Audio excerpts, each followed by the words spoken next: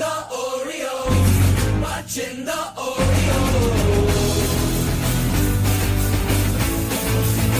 watching the Orioles, watching the Orioles.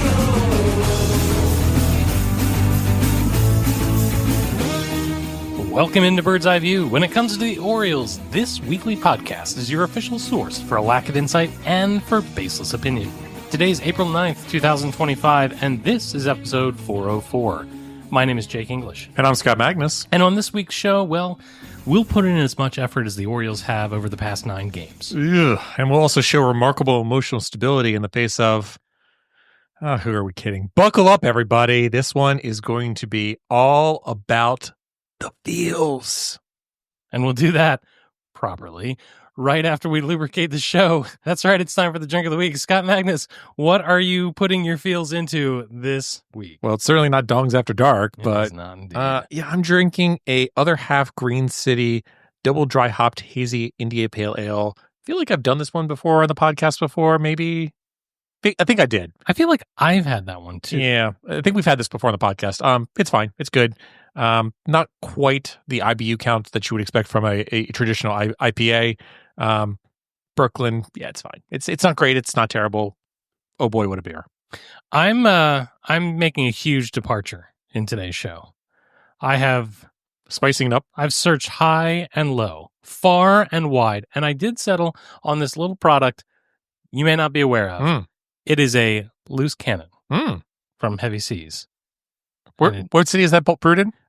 In the Clipper City. In the city of Clippers.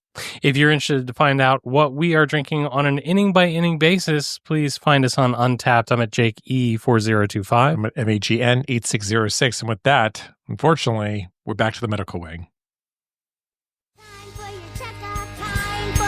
I'm gonna check your ears, check your eyes, find out how much you've grown. Time for your checkup. Gonna listen to your heartbeat, fix you up, ready to go. Time for your checkup. It's okay if you giggle. This will only tickle a little. Time for your checkup. Time for your checkup. Yeesh. I'm so glad that we have the long-term medical wing now. What wasn't there a time when this was like a fun little segment? Yeah, it was less like, this person's dealing with this, and this is what's going to happen, and now it's half the team. All right. So the long term is not really worth talking about. We're not going to talk about it, except maybe like Grayson Rodriguez is throwing bullpen sessions, and maybe he'll come back maybe in May. Now, maybe Kyle Bradish threw it 90 on flat ground in his last session. Great. We'll see what happens. Tyler Wells still alive, Maybe. allegedly. But let's get into the facts of the matter. The Orioles had Zach Eflin starting earlier this week. He came out of the game on, what was it, 70 pitches or 80 pitches? 73. Okay. By the way, good start. Yeah, good start. He was pitching well. Yeah, he was pitching well. Orioles had a lead at that point, a pretty significant lead at 5-1. And comes out early and then indicates, feeling a little bit of a little fatigue in the lat, not feeling great on that basis. And after some MRIing, the Orioles announced, hey, he's going to go on the 15-day IL. He's not going to pitch for a week, and we promptly will not be able to see him again in an Orioles lineup until April 23rd at the earliest. Also, while we're at it, we're going to kick your dog. Yeah. Now, this being said, I'm going to look at, this is probably the only positive light I'm going to look at for the rest of the episode. So buckle in. Spin this for me. If you do look at the schedule, I mean, it's probably the best time in the schedule outside of the All-Star break where this could have happened. Where like with the days off and everything like that, it's not as terrible. I mean, you need to basically bring up one individual for a spot start or do a bullpen game for that entire 15-day span. So is it great? Absolutely not. It's not great that you're going to miss Zach Eflin for 15 days, but you can hopefully manage. Hopefully. We'll get into this. Yeah. Colton Cowser is still hurt. He's still 6 to 8 weeks. We have to move him to the long term, right? Oh, well, I mean, sure. Yeah, long term it is. I think we're going to have to move him to the long term medical wing. If you're out for more than 6 weeks, like I need to see you in rehab assignments for you to come up. And then this is a change. Yes, this is a change. This is worthwhile. And we're gonna move it from the short term to the long term. To the long term, exactly. Albert Suarez was out with some ouchies. We specifically covered this last week in the show where Brandon Hyde said, I'm hoping it's going to be a short stint. And I said, I'm actually really glad to hear that he was hurt because it explains away some of his poor performance, and that makes me feel better. You know what does not make me feel better? He has a problem that I have a hard time saying. Yeah, but I was going to say, I hope you're going to try to pronounce this. Right subscapularis? That sounds good to me. Right subscapularis strain. That sounds like you have a fine liberal American university degree the way you pronounce that. I should have concurred. Yes. So he's been moved to the 60-day IL. Oof. And the hits just keep on coming. And if you are listening to this podcast right now, you are now hurt. Yeah. So yeah. You've got quite the rotation now on the IL. You've got Eflin, Grayson Rodriguez, Kyle Bradish, Tyler Wells, if you consider him a rotation arm, Trevor Rogers. I mean, we joked about it last year of like, hey, is the IL rotation better than the real rotation? Certainly it's right now for the Baltimore Orioles. I think the IL rotation might be better with their injuries than the standard rotation. Oh my goodness. Poor Uncle Charlie. Charlie Motrin. Okay, so this was fun. Thanks for dabbling in the medical wing. Yeah. And dear listener, the tone will remain. Yeah. How about this? Let's take a breath. Ready? Let's go to somewhere that happiness resides in all instances. Let's go to social media this week on the socials. So, social media is never an unhappy place. Sure. Let's start at Blue Sky. Here is a skeet from Volti. Okay. Who goes by Vivi on Blue Sky. I just think it would be nice if the Orioles were fun to watch more than once or twice a week. Okay. I think I also think that would be nice. That would be nice. Again, we have not hit Dark Ages territory. We have not hit 2018 territory, but you're right that right now it is ebbs and flows and flows. I'm a little concerned that someone may have put a tariff on Magic. That's a possibility. I do. Well, hopefully we'll get a 90-day reprieve. That's the best way to put it. We're going to put that on the 60-day IL. The next skeet comes from Natty Poe. You can follow them at Natty Bo. Again, if your handle's Natty Bo, like, why don't you just own up to it? But cool, like Natty Poe, I get it. Man, hashtag Orioles Blue Sky is a lot more miserable than I would have expected. Every day, the discourse is just a huge, huge bummer. I don't think it's the discourse that's the problem. I don't think it's the discourse. It's just, again, if a dog comes up to you and poops on your foot, you're not going to be like, hey, guess what, everybody? A dog pooped on my foot today. You're going to say, what the frick did a dog just poop on my foot? Hey, these lima beans still taste terrible.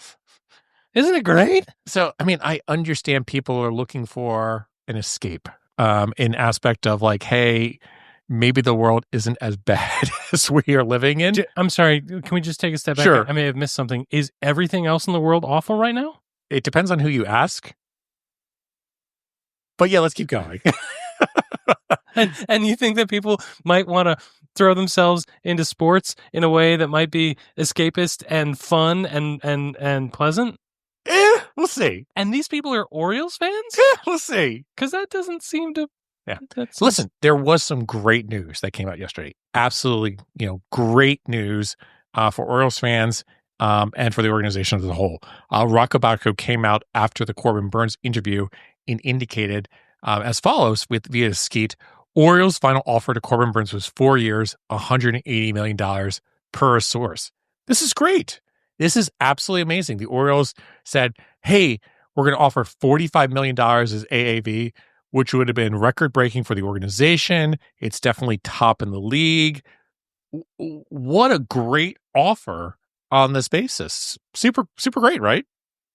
We should celebrate this. I can't tell if you're being sarcastic or not. my joy sensory in intake is broken. That's 14 years of experience right there. All right, let's break this down. Yeah. Because I do want to talk about this. I feel like if you are Corbin Burns, Mhm. you have two paths that you can take. Sure. Long-term, long security, Mhm. lots of money. Mhm. Because he was 30, right? Yeah. It was his 30 year. Yeah. So this year 30, 31? 31, I think it Okay. is this year. But regardless, yeah. Other path he could have taken, shorter term, Mhm. higher money, go get another contract after the fact. Right. I would say that either are acceptable paths. Sure. Right. And so I look at this and I say, it is not insane. Via a choose your own adventure book, neither one of them would have ended with the book ending and the dragon eating you.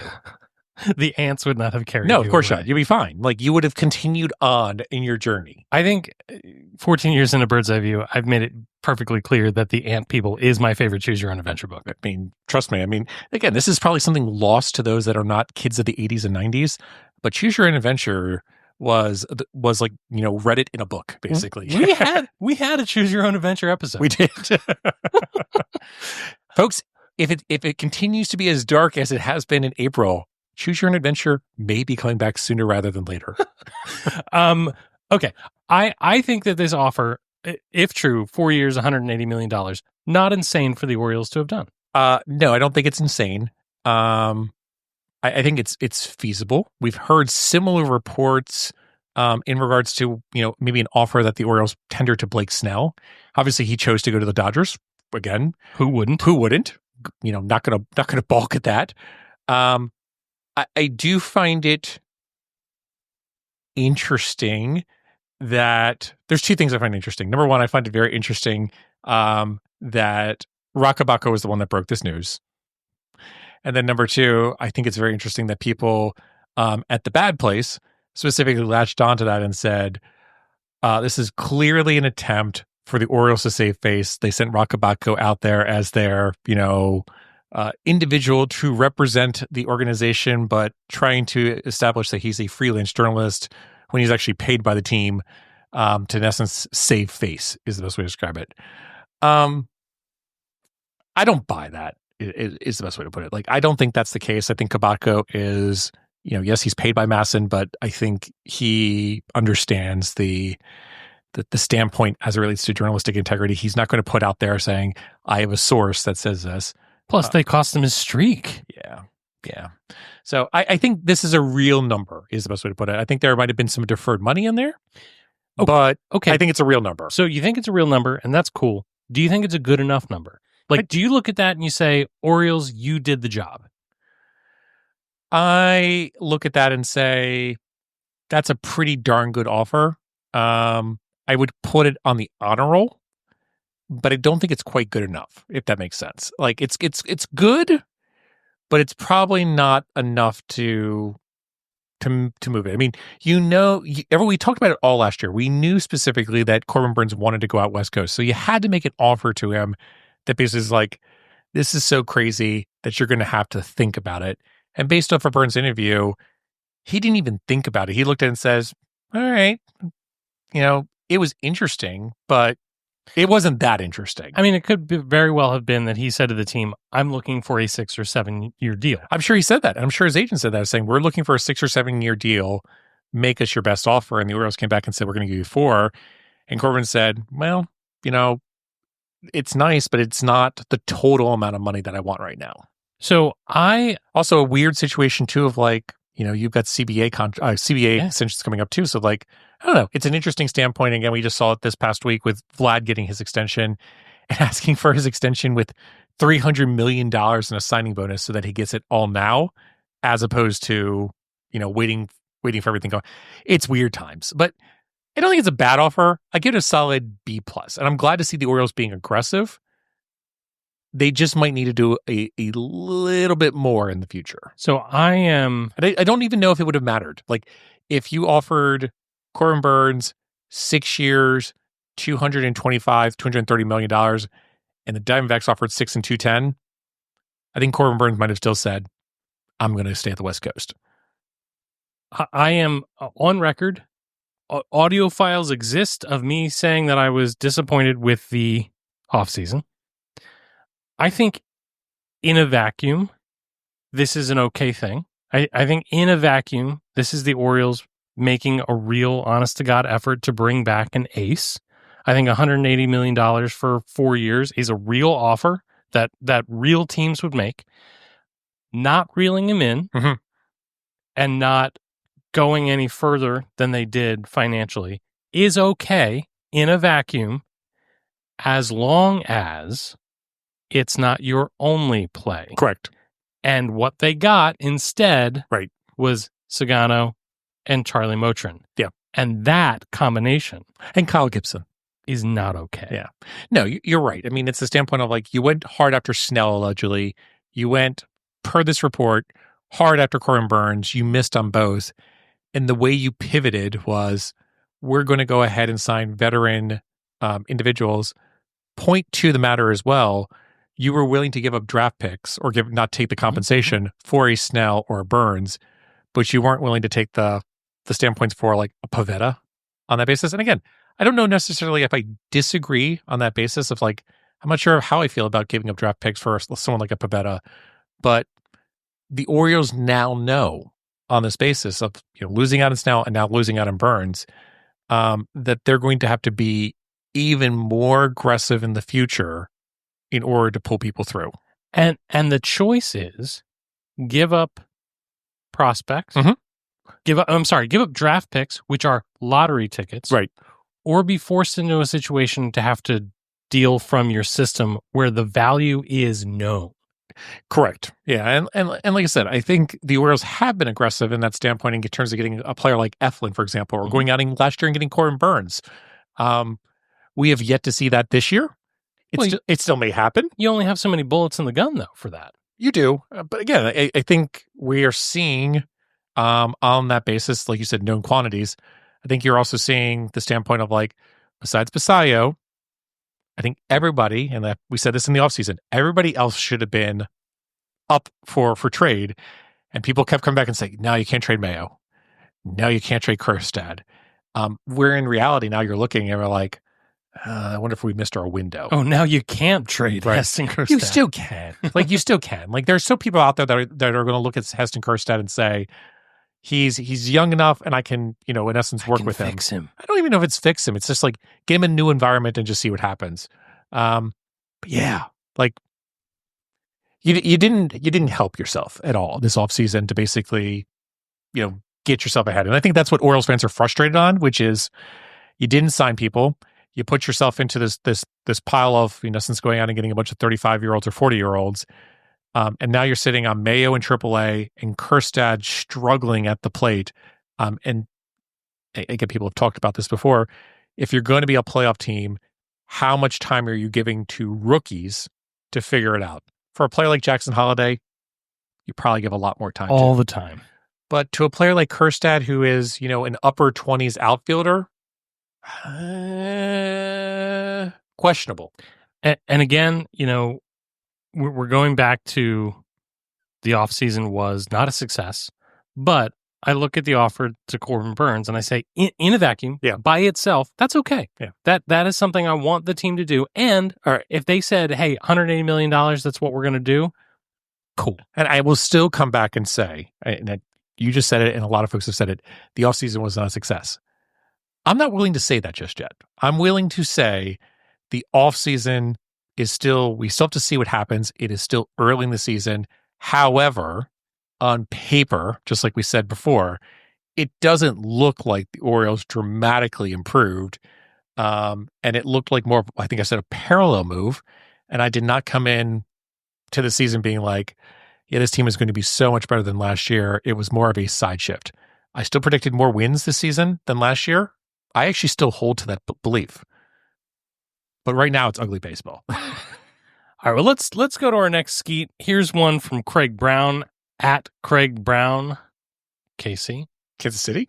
I hope not. Oh. You notice how I trailed off there? Yeah. I was gonna leave him be. Yeah. I didn't want to poke the bear.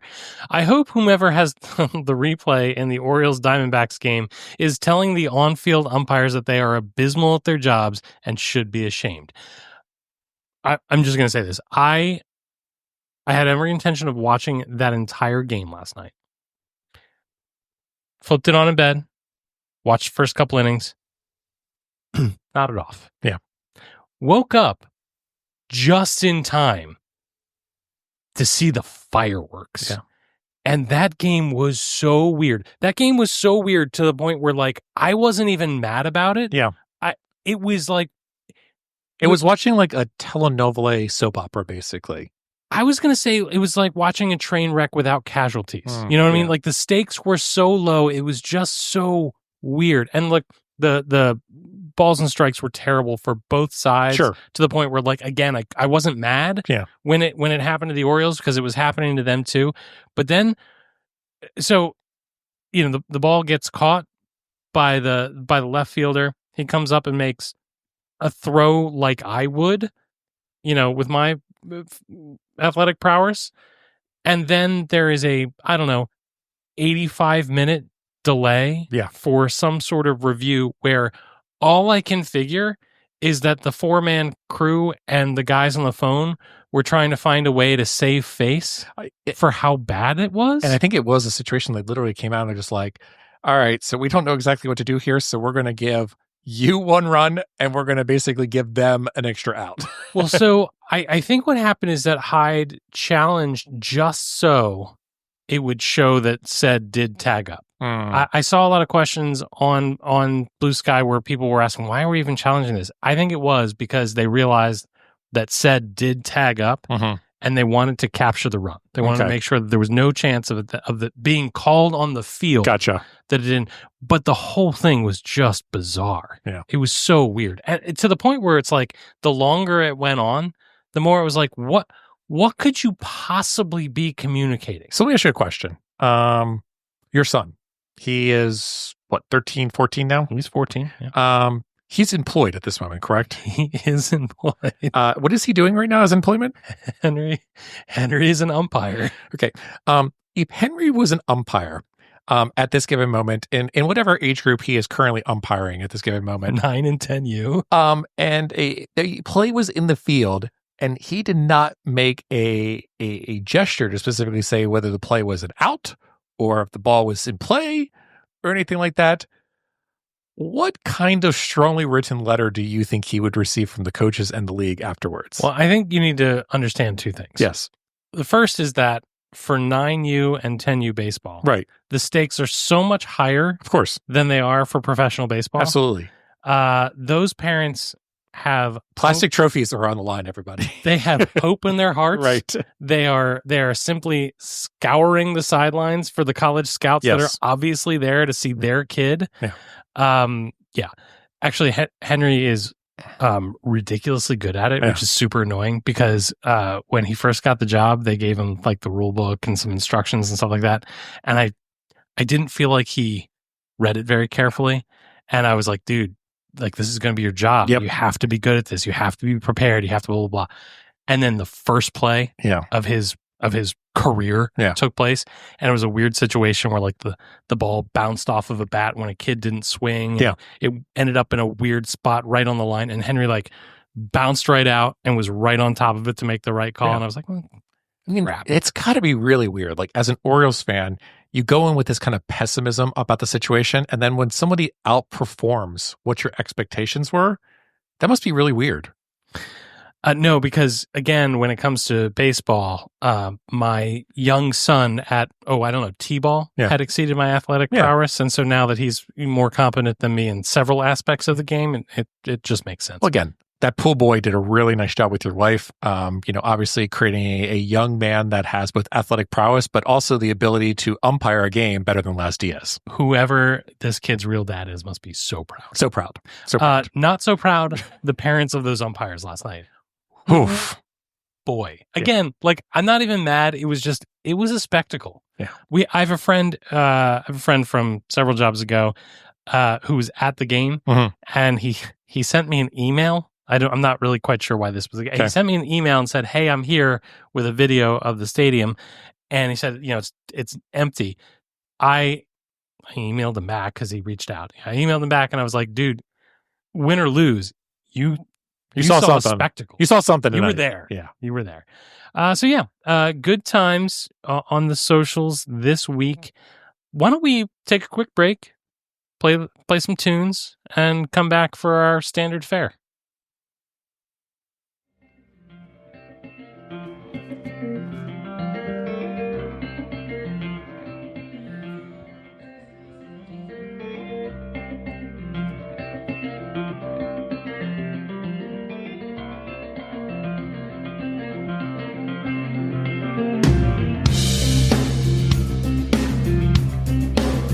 I might need some help here. I keep refreshing. Are you able to get to it? What are you refreshing? The show notes. I'm trying to. I keep getting this episode 404 Hold up. content not found. Give me a second.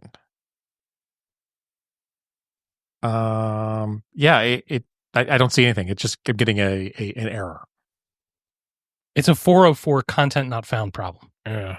Because this is where we would go around the bases, Yeah. and in an episode like this, clearly super important that we go from first to second, to third to home, 4 separate topics, Yeah. and this has never happened before. We just can't do it. So I tell you what, rather than fighting through this technical error, right? Rather than doing something that we simply can't perform, There's a pill for that. there's a pill for that. Why don't we just chat a little bit about what's going on, Scotty? I would like to say, we could go around the bases tonight, but just like the Orioles, we can't seem to get ourselves together enough to do it. So I want to talk about what's going on with the Orioles. Again, this is 9 games. 9 games. This is 9 times. So I don't want to make too much of this because bad slumps that look terrible, Sure. team-wide slumps, Yep. happen all the time. Yep. Where nothing goes right. Sometimes at the beginning of the season, sometimes the middle, sometimes it's the end. For 14 years, the Orioles had it happen consistently for the entire season. Yep. But things are going poorly. Yeah. A lot. And yeah, they're 3 games under 500. So they've won For the first time since July of 2022. Nice. Someone looked at a stat. Yes. Okay, so I don't want to overstate things, Mhm. right? Because I think it's super important. But let's just stick to the reaction for a second. How long do we go before we say this is too small a sample size? Sure. So in my opinion, we're going to get into this, but in my opinion, you can't make a determination until you're 60 games in. 60 games. 60 games. So you think that if the Orioles continue to go not winning consecutive games Correct. with starters with an ERA of 8. Yep. With I think you got to get to June. multiple completely listless offensive performances per week. Yep. That you're going to give it till June before you pull the alarm? I'm going to give it to June. In years in the past, when there was not 3 wild cards, there's no way I would have done this. But with 3 wild cards, crazy stuff happens. I mean, just think about like the Mets, in essence, have been very poor before for Aprils and Mays, and they somehow miraculously get into the playoffs and do well. So I am not willing to, in essence, pull the alarm until we get to June. Colton Cowser will be back. Grayson Rodriguez will be back. Maybe. Grayson Rodriguez will be back by June. I'm going to give it to June. Now, from a sample size standpoint, I've seen a lot of folks come back and say, well, looking at these 9 games, but also looking into the last half of the past year, the Orioles are a below 500 team, and they did poor in the playoffs, and they've been playing in this funk. Last year's team is a completely different team than this year. I do not care about that. I don't care about that whatsoever. I am only looking at this year. But my opinion is you have to wait till June. And then at June, you're going to know really quickly whether or not this team has the ability to turn it around and potentially be a playoff team. Okay. Let me agree with you begrudgingly. Yeah. I don't know that June is the right answer, That's fine. but I will say that I'm having a hard time. You can pick Memorial Day. You can just memorialize the season at that point. It'll be the 11th hour of the game. At least I didn't say 90 days. Oh goodness. I am having a difficult time like corralling the energy to be pissed about what's going Sure. on right now. Like it is no fun. Oh, it And- is absolutely no fun. And it is a bummer to watch, and like those games where they clearly don't have it is We're 2 weeks in. Yeah. Like we are 2 weeks in. Like we have seen so many bad stretches of bad Orioles baseball. We have seen them go stretches like this for 2 weeks and be absolutely abysmal at the plate. And yeah, it sucks right now. The offense is not doing great. The rotation's not doing great. But you can't judge a team in a 2-week period. You can't even judge a team in a 1-month period. I mean, think about all the times where like, the team finished 500 this month, might be the end of it, and then they come back the next month and they play 600 plus baseball, and you're like, this team it was one of the best teams in baseball. So, living and dying every night of the season, is going to emotionally exhaust you. And I do get. I mean, you said it kind of snarkily at the top of the show. I do get that maybe this year baseball is really important to people in a way that it hasn't been. Oh, sure. Significant. But having said that, like you can't allow yourself to be like this crazy this early. I'm going to let people fan the way they want to fan. If you want to get crazy, go for it.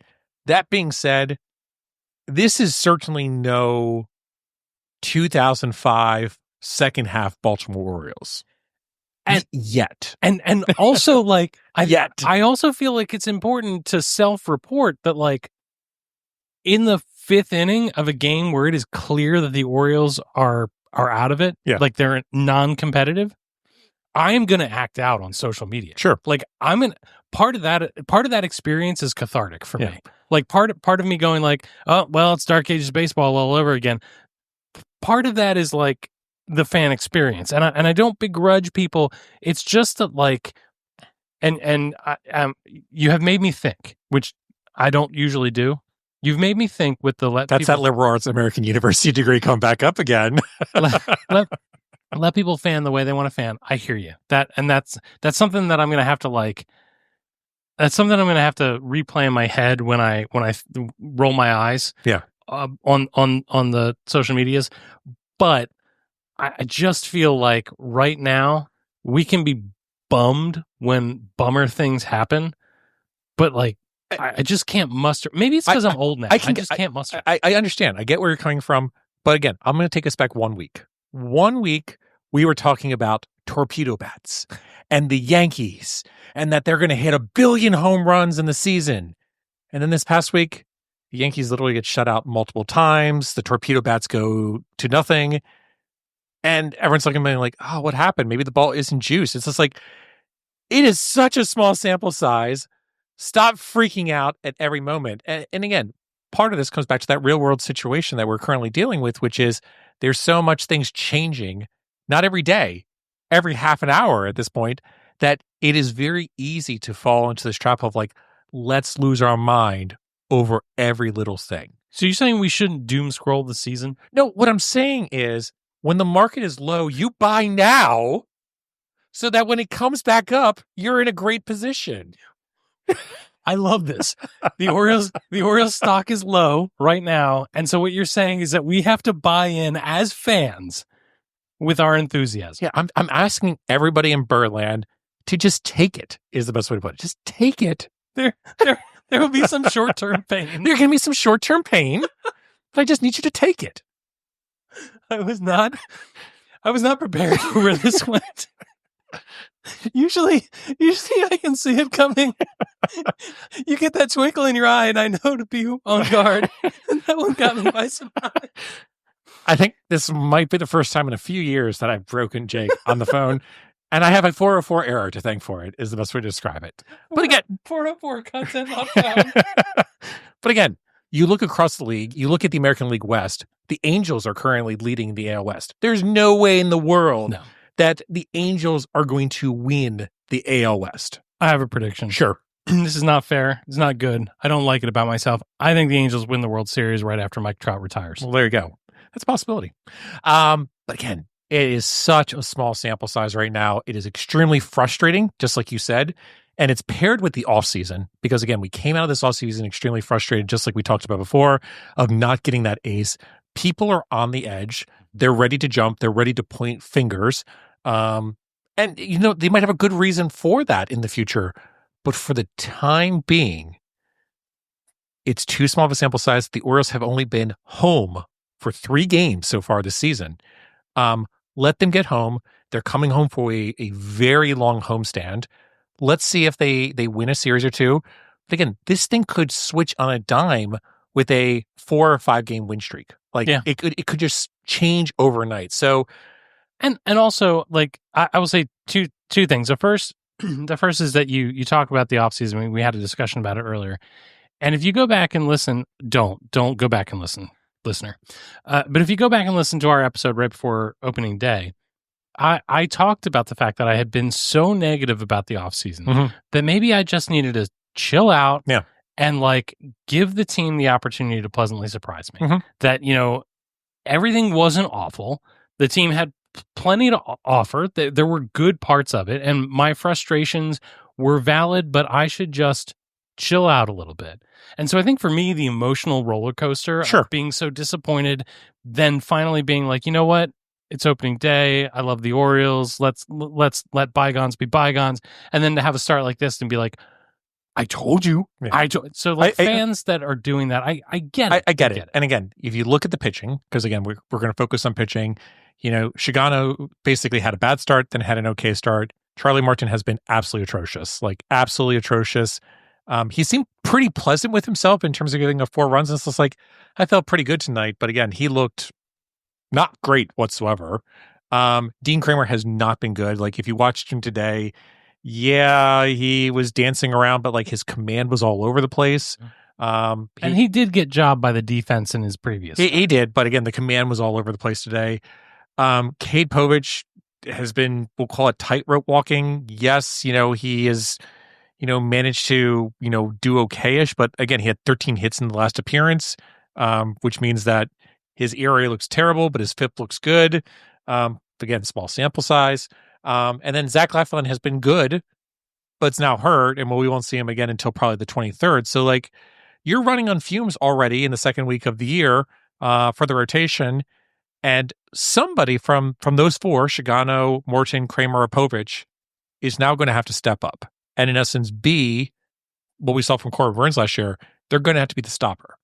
And I don't really have faith in any of them at this moment to be that stopper mentality, but someone's going to need to do that to basically say, I'm going to take ownership and basically make this appearance. You know who I think that person is? Who's that? Kyle Gibson. Well, he's not ready just yet. When do you think he will be? I think he'll be ready by May 1st, but I don't think he's quite ready. I think we're going to see Brandon Young in that spot start. So I was going to ask this question. Quick, make eye contact with me. Don't look at the computer screen. Name somebody in Norfolk that can help us. Brandon Young. Name somebody else. That's it. I know. That's a problem. That's it. That's a problem. Yeah, that's it. It's Brandon Young. That's the only option right now that is actually built out. Unless you want to do a bullpen game. If you want to do a bullpen game, that's an option for you every 5th day. Well, you don't have to do it every 5th game. Like I said, they don't need it. Yeah, they don't need it. That's what I'm saying. The schedule somewhat works in your benefit here on that basis. That's the only silver lining on this whole situation. So you really only need one bullpen game or a Brandon Young, and I think it's the 19th is when it works out to be. So it's not abysmal, but it's not great either. Here's something else that I find, I don't know if funny is the right word. It might be gallows humor. Welcome to Bird's Eye View. I could be, yeah. But we talked right before opening day about how the schedule this year has a lot more getaway games or businessmen specials or whatever. But I also look at that as like take out the trash day, Oh, sure. in the fact that they're mostly Thursdays. Yeah. On a Thursday, there's going to be a 1:00 game or a 3:00 game or whatever it is. Most people are going to miss that game. They're going to get home and be like, "Oh, right, there was an Orioles game today."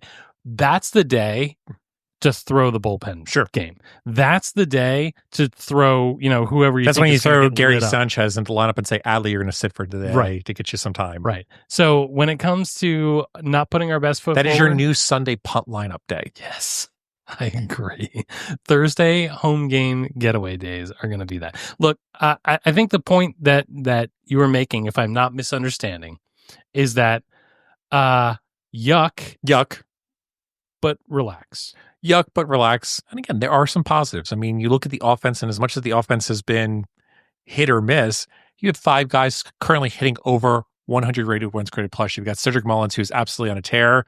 Last time I checked this morning, he's in the top 15 right now for F4. I think he's got a 211 weighted runs created plus so far in the season.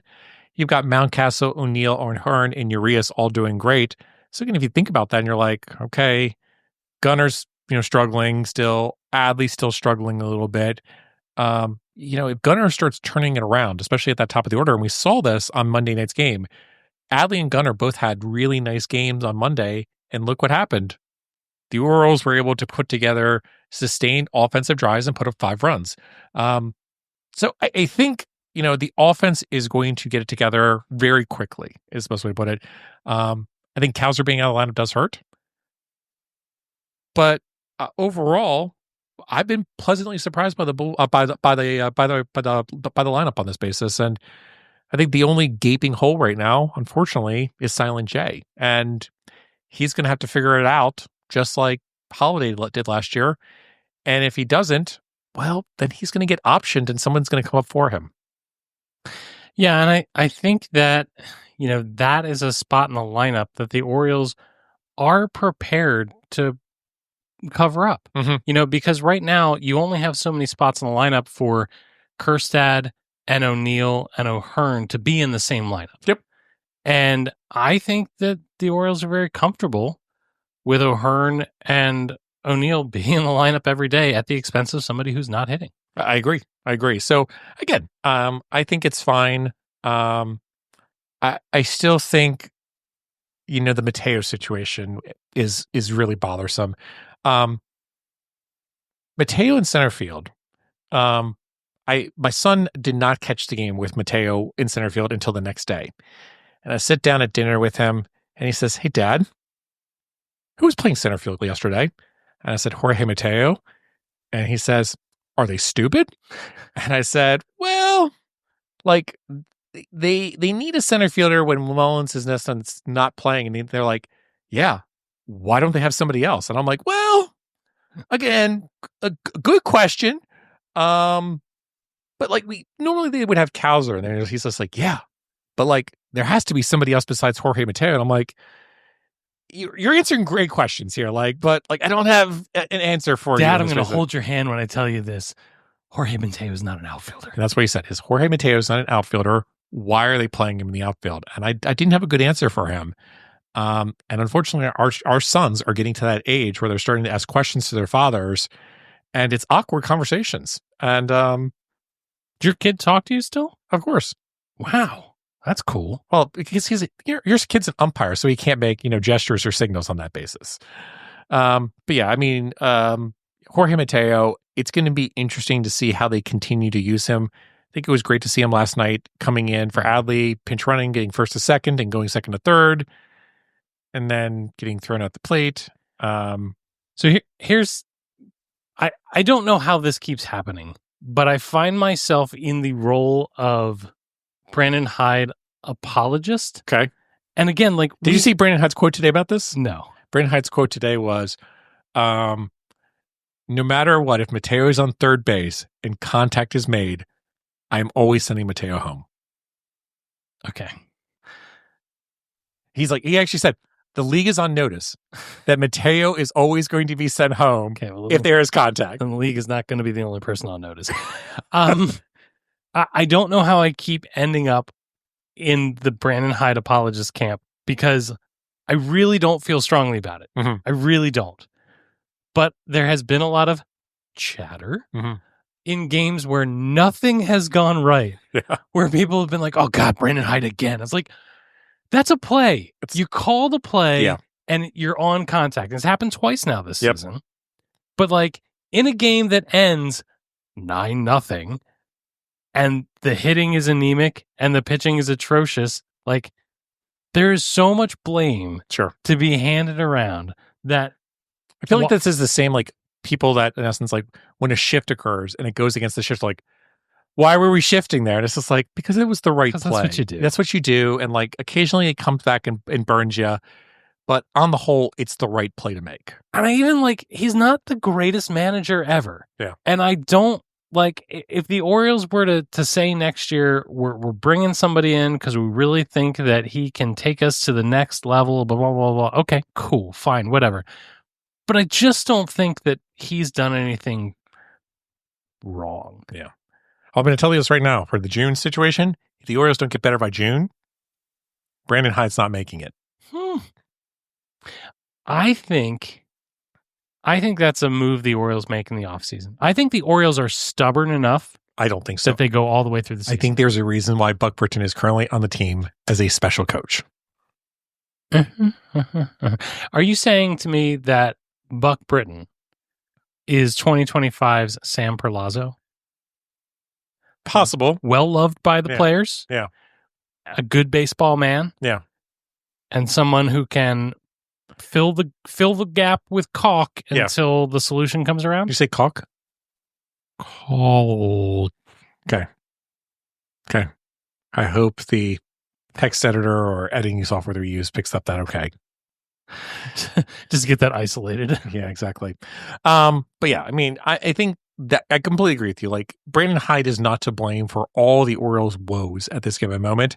This is the ebbs and flows of baseball. However, there is going to get to a certain point that if things don't improve by the June-ish time period, people are going to be calling for blood, and the Orioles might make a move and just say, you know what? It's a time for us to rip the Band-Aid off. Now, maybe they come back and say, Buck Britton is not the guy that we want to, in essence, see the next portion of this organizational change. And maybe you're right that they say, we're going to wait to the offseason and pull in a veteran manager. But I think if they don't want to do that and they think Buck Britton is the next individual, I think they pull the trigger in June. Okay. Well, again, if they're bad in June. Hopefully they're not. Hopefully we've got good Orioles baseball to talk about in June, and this is a faint moment in time. This is when we say one moment in time, right? Yeah. One faint moment in time. One moment in time. I did see that one coming, and I did everything in my power to stop it. And I was, If I was Cal Ripken, I would get in a car right now and just, wave to everybody in the stands. all right. With that, let's go ahead and leave it there. We've come around to home plate, apparently. We have? Sure. Okay. Let's take a quick break, come back, and find out who owned it in Fantasy Boss.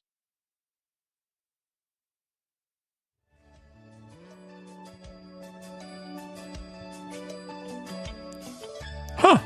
This still loads. Did we try turning it off and turning it back on? I just blew into it. Oh, we're not doing phrasing anymore? You're not doing phrasing. So apparently I won this week? Yeah, you won this week, but we were impressive. All right. Unlike the Orioles. Category was BABIP. Okay. Category was BABIP, and you and I selected the Orioles' number 1 and number 2 players. That's impressive. At BABIP. I don't even remember who we picked last week. So. well, in that case, I won. Oh, okay. You selected Ryan Mountcastle, Okay. who led the team with a Oh 462. my gosh. 462 BABIP. I selected Cedric Mullins, who had a 362. Wow, those And are both really that was good. through last night. I don't know what today did to it. Yeah. But yeah, we picked number 1 and number 2. So you win Fantasy Boss. We are now tied 1-1 on the season. Okay. 500. It's a good place to be 9 games into the season. Yeah. But that means I believe that I get, as the loser, get to pick the, Yeah. the category. You mentioned it. We're coming home. Yeah. It's a lengthy homestand. Yeah. I mean, nine games. At 9 home. games. As many games as we played this season. Correct. And we'll come back and podcast probably after 6 or 7 of them. Yep. And so, I mean, we've got to do it. I know it's early. Yep. But I'm doing it. Okay. Dongs. That's what I was hoping you were going to go with dongs. It's a dong fest. Scotty, who is your pick for the dongs? Sure. So Anthony Santander is coming to Canyon Yards, right? You cannot pick Anthony Santander. We gave him the hat tip in the first category of the season with the walk-off home runs. So we're at home for 9 games. We are playing the Blue Jays. By the time we get back together, we will probably only have played the Blue Jays and the Guardians. Yeah. All right. So I'm going to go with the individual I picked last week with the new wall. I'm going to go with Ryan Mountcastle homering over New Baltimore multiple times this week. Okay. It's a good pick. Yeah. It's a good pick. I don't want to be boring. Sure. Because honestly, my pick probably would have been said because he's on fire. He's on fire. However, I can't do it. I'm going to go Tyler O'Neill. Okay. Same reason. Yeah. Wall's closer. Yeah. He doesn't have to contend with the monster anymore. Mm-hmm. I'm thinking, how bad is it that we're not picking Gunnar? With chalk on the table right there. Give me time. Yeah. I'm going to dive into that particular topic on this show. Yeah. But my pick for Fantasy Boss in the Dong Fest is Tyler O'Neill. All right. So we got Mountcastle versus Tyler O'Neill for the Dong Fest. Who will own it? And with that, let's figure out who is good, who is bad, and who is ugly this past week in Baltimore.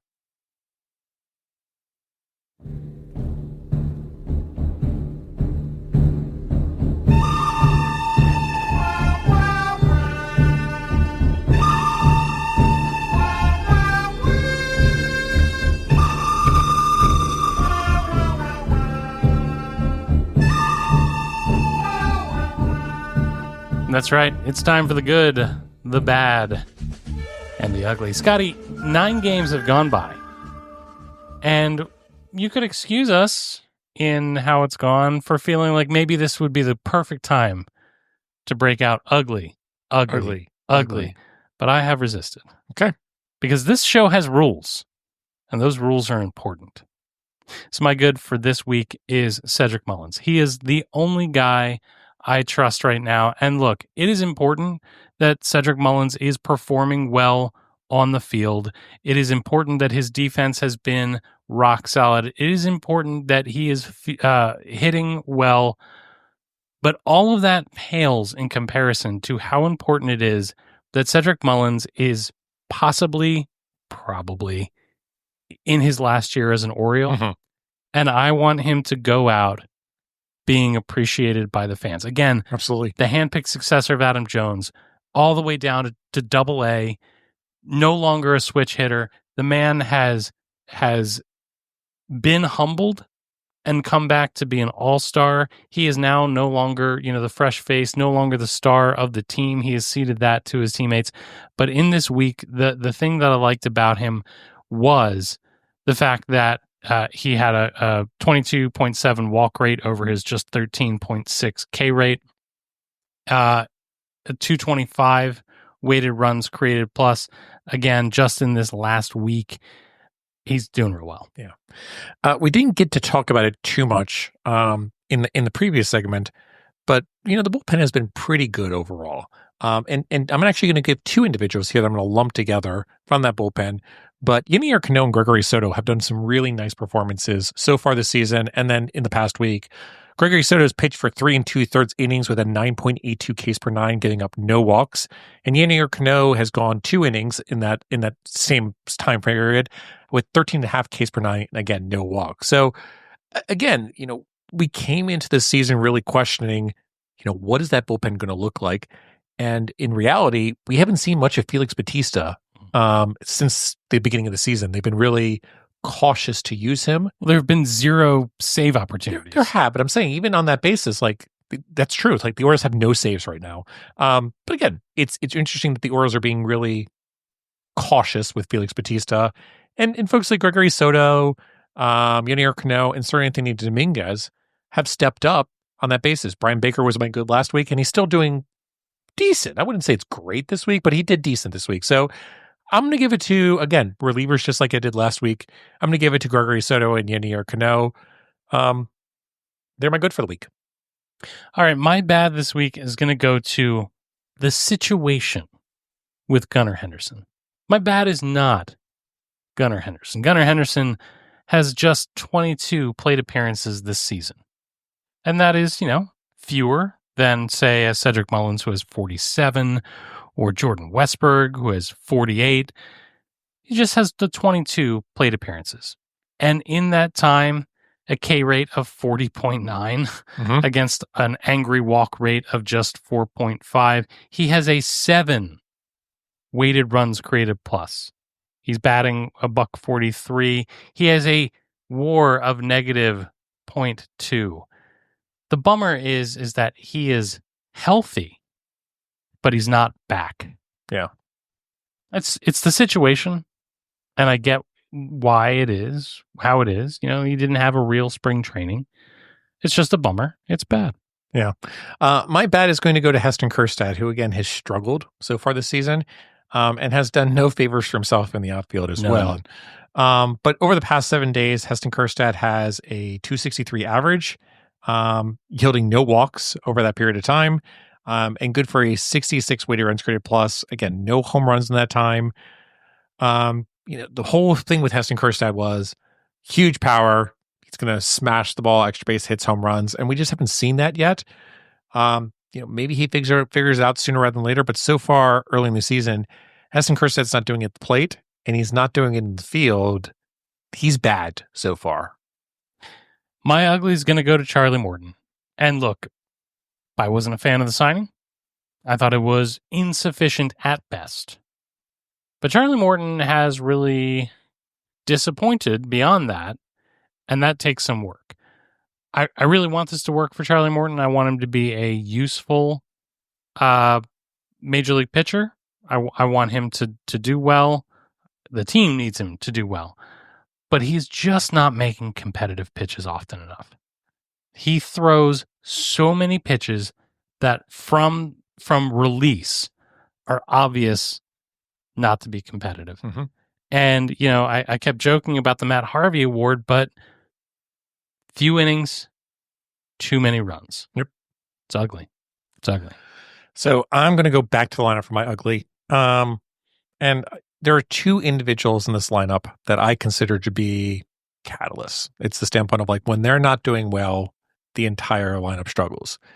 Brandon Hyde's come out before and said like when Cedric Mullins is doing great, the entire team in essence is better. And that is typically the case. That is not the case right now where Cedric Mullins is absolutely in fuego, but the team is struggling. And I think two of the reasons why they're struggling is because two of their catalyst players are struggling on that basis. And that's Jordan Westberg and Gunnar Henderson. Jordan Westberg, since that Toronto series and kind of getting hurt, has a 25 rated wins created plus, a 154 average, 241 on base percentage, no home runs, no power whatsoever, an ISO of 0. So that's not good. And then Gunnar Henderson is in a similar area on that basis at a 143 average, 182 on base percentage, 7 rated runs created plus. Now, I'm going to give them the benefit of the doubt. Like, if you look at their BABIP numbers, they're 200 and 250 respectively. Gunnar has hit the ball extremely hard in some instances, which I look at and say, that's a good sign that his power is still there and he's still going to get hits. But Gunnar clocking a 40.9 per K percent right now is atrocious. And the fact that he's posting that at the top of the order, not great. So, one of those guys has to get it together. And if that one person gets it together, I think this lineup turns around really quickly. But until one of them gets it together, there's a chance that this team could be really ugly for a while. So hopefully Gunnar or Jordan figures out soon enough, because right now they're both ugly, and it's rare that we see that happen. You saying they need to figure it out sometime before June? Maybe by this week. But yeah, like It's ugly.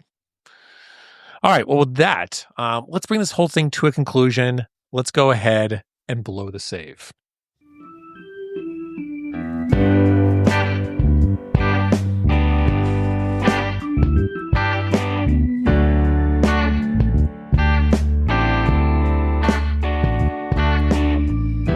Scotty,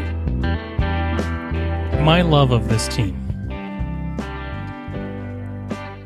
My love of this team has made me do things I'm not proud of. And that list, my friend, is long. We've talked ad nauseum about me hanging out in the candy aisle of the grocery store trying to get all of the orange gummy bears so that I could make an Orioles-themed drink. Rummy Bears. While all the parents in the candy aisle looked at me concerned and pulled their children a little bit closer. I have done things that are ridiculous for love of this team. I did something that I'm not proud of, but I am super excited about. Okay. Which is that I purchased a bright orange pair of pants. Ooh. How bright? You need to wear your sunglasses at night when I'm around. But I bought them for the Orioles Saturday Orange Out series. Mm-hmm. Now, a little bit of a discussion in the English household about how the weather is going to be on Saturday and whether or not it is truly... Let me tell you right now, if you go in those pants, it's going to be bright outside. It's going to be warm. I'll have my love of Orioles baseball to keep me warm. I'm excited about the Orioles Orange Out. I'm bummed because I'm pretty sure since it's going to be cold and whatnot that attendance is going to be a little rocky for this first one. Mm-hmm. I love the concept. And so I'm really looking forward to seeing how it progresses. And again, like I also am really looking forward to, I'm hoping that 2025 and beyond has the signature fan looks. You know, in the past, throwing it all the way back, we had the Louis Matos girls. Mm-hmm. You know, we've had Romeo, we've had the Orioles sunglasses guy. I am sure I'm forgetting so many, but I think that Orioles Orange Out Saturday has the capability of having a garishly beautiful fan base show up. I agree. There's a lot of opportunity here to make your mark, and I'm glad that you went out and spent your hard money to make a mark of your own on that basis for this Saturday and future Saturdays. It's not maker's mark. There's a difference. Yeah, exactly. That would be dipped in wax. And that is our show. Remember, you can find this in our entire catalog of indispensable episodes at birdseyeviewbaltimore.com. Bird's Eye View is available for download wherever it is you get your podcasts. Subscribe to the show on Apple Podcast, YouTube Music, Spotify, and many others. Please remember to rate and review the show. We appreciate the feedback, and it encourages other people to listen for the first time. Come and get social with us. You can email us at contact@birdseyeviewbaltimore.com. You can find us all over social media. We're on Instagram. We're on Facebook. We've got a Threads account. We're on Snapchat. And while it's still legal to do so, and we might not be, we're still on the ticks and the talks. And I must say, we are settling in very nicely over on Orioles Blue Sky at Bird's Eye View, BAL. And with that, Baltimore and beyond, everybody chill out. I will bid you all a fond adieu. Good night, Baltimore. Fan the way you want to fan. And let's go O's. We'll see what happens. Response not found.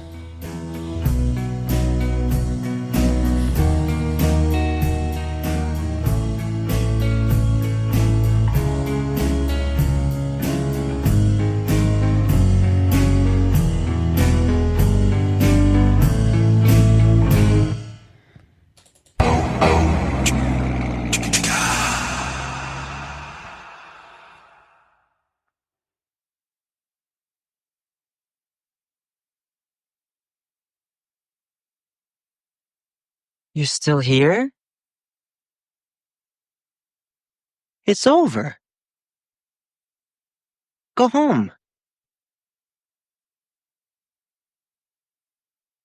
Go. Free audio post-production by alphonic.com.